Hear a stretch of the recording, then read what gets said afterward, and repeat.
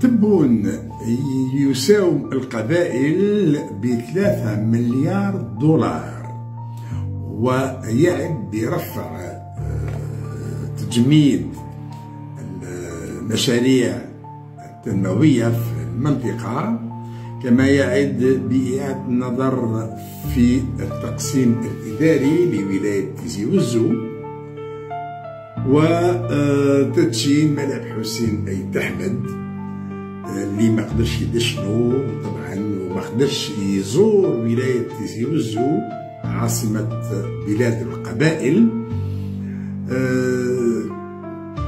أجل هذه الزيارة إلى يوم 12 جانفي بمناسبة يناير. كل هذا باش يقول بلي راهو ما تراجعش على زيادة القبائل. العشية نشوفوا هذا في اللايف.